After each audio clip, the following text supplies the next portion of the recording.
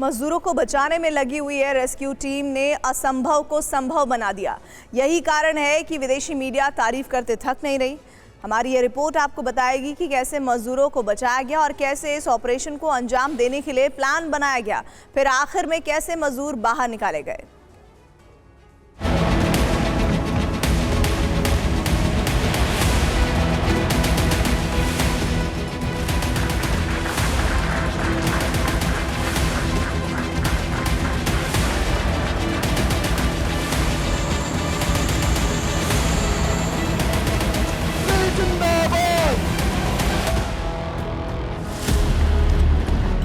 सुरंग में फंसे मजदूरों को निकालना आसान नहीं था। ये पूरा ऑपरेशन 17 दिन तक चला और ये करीब 422 घंटे की कड़ी मेहनत के बाद संभव हो सका।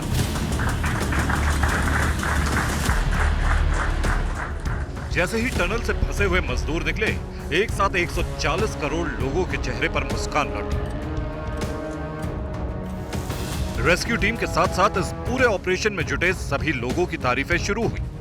यह ऑपरेशन एक असंभव काम था, लेकिन कड़ी मेहनत और शानदार तरीके से इसे अंजाम देने का नतीजा जब सामने आया तो इसे देखकर पूरी दुनिया में तारीफें होने लगी। इसके पीछे कई वजहें हैं। 12 नवंबर को सिलक्यारा सुरंग का एक हिस्सा ढह गया और यहीं से शुरू हुई मुसीबत जो आने वाले 17 दिनों तक एक सवाल बनकर सामने खड़ी रही। अंदर 41 मजदूर फंसे थे जिन्हें सुरक्षित निकालना कोई आसान काम नहीं था। इसके लिए तैयारियां शुरू हुई।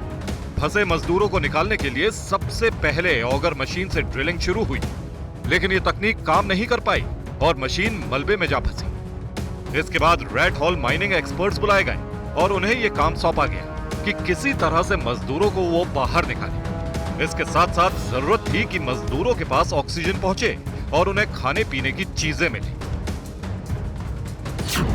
सबसे पहले ऑगर मशीन से ड्रिलिंग शुरू हुई। रेड हॉल माइनिंग एक्सपर्ट्स बुलाए गए। सबसे पहले मजदूरों के पास ऑक्सीजन भेजी गई, मजदूरों को खाने पीने की चीजें पहुंचाई गई। करीब 3 से 4 दिन बीतने के बाद चिंता बढ़ने लगी थी। रेस्क्यू में लगी एजेंसियों को इस बात का अंदेशा हो चला था कि यह बहुत आसान नहीं है। हर बीतते दिन के साथ समस्याओं का समाधान ढूंढना मुश्किल होने लगा था। 16 नवंबर अमेरिका ऑगर मशीन जोड़कर स्थापित की गई। 17 नवंबर ऑगर मशीन इंदौर से मंगाई गई। 18 नवंबर मलबा गिरने की आशंका बढ़ गई। 19 नवंबर ड्रिलिंग रुकी रही, एजेंसियों ने समीक्षा की। 20 नवंबर मलबे में ड्रिलिंग कर 6 इंच का पाइप डाला गया। इसके बाद सिलक्यारा सुरंग के बड़कोट छोर पर 2 विस्फोट कर दूसरी ओर से ड्रिलिंग की शुरुआत की गई। इसके एक दिन बाद यानी 22 नवंबर को 800 मिलीमीटर के व्यास की स्टील पाइपलाइन मलबे में 45 मीटर अंदर तक पहुंची। लेकिन अभी भी सब कुछ बहुत आसान नहीं था।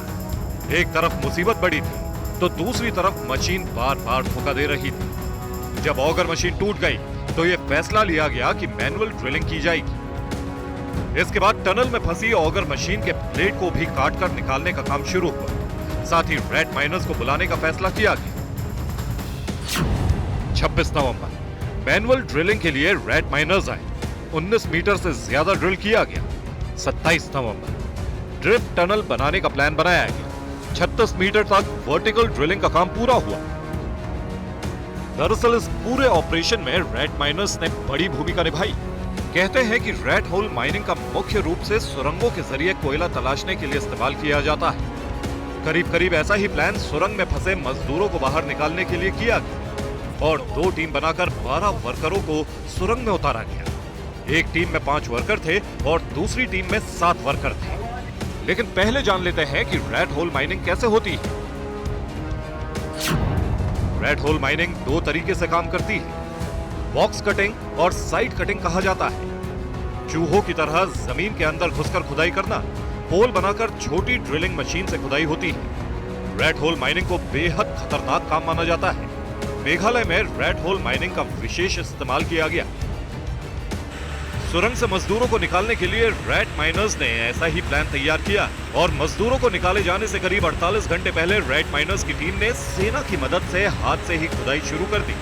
पहली बार ऐसा लगा कि अब टनल में फंसे मजदूर जल्द से जल्द बाहर आ जाएंगे। रेड माइनर्स ने सुरंग में जब 12 मीटर तक खुदाई की तो पाइप डालने का काम शुरू हुआ। जैसे ही मजदूरों तक पाइप पहुंची एक team oxygen cylinder, gas cutter और हेलमेट के साथ अंदर गई। साथ में इस बात का ख्याल रखा गया कि किसी तरह की कोई लापरवाही ना हो। 2.5 फीट से ज्यादा चौड़े पाइप से रेस्क्यू टीम के लोग पहुंचे और एक एक करके मजदूरों को स्ट्रेचर के जरिए बाहर लाया। इस पूरी प्रक्रिया में वक्त जरूर लगा, लेकिन ये किसी भी तरह से आसान काम नहीं था। मजदूरों के बाहर निकलने से पहले एजेंसियों ने कई तरह की तैयारियां की थी, ताकि जो 17 दिनों से टनल में फंसे थे, उन्हें अचानक बाहर आने पर कोई परेशानी ना हो। आखिर में हुआ भी यही। एक एक करके सभी मजदूर सुरक्षित तरीके से बाहर निकाल लिए गए। Bureau report, TV9 Bharat.